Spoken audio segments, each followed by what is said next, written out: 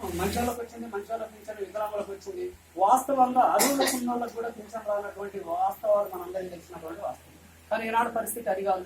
గ్రామాల ద్వారా, గ్రామ సభల ద్వారా, రెవెన్యూ ఆఫీసర్ల ద్వారా, అదేవిధంగా గ్రామ విఆర్ఓలు, సెక్రటరీలు, ఈఓఆర్డీలని అందరినీ కూర్చోబెట్టి ఇక్కడ అర్హులు ఎవరు, అనర్హులు ఎవరు అనే మనకు ఆ కార్యక్రమాన్ని తీసుకొని అర్హత ఉన్న వాళ్ళు ఎవరెవరైతే ఉన్నారో వాళ్ళందరికీ కూడా ఒంటరి మహిళల పింఛను ఇవ్వాలని ఈ రాష్ట్ర ప్రభుత్వం, మన గౌరవ ముఖ్యమంత్రి కల్వకుంట్ల చంద్రశేఖరరావు గారు ఈ ఒంటరి మహిళల బాధలను చూసి వాళ్ళకు కూడా పింఛన్ ఇవ్వాలన్నటువంటి ఆలోచనతోటి ఎవరు అడగకున్నా కానీ ఆయన వాగ్దానం చేసి ఏప్రిల్ నుంచి రేపు జూన్ 2వ తారీఖున మనకు అవతరణ దినోత్సవంగా మనకు పింఛన్ పోతా ఉందని కూడా మనకి సభాముఖంగా తెలియజేస్తా ఉంది.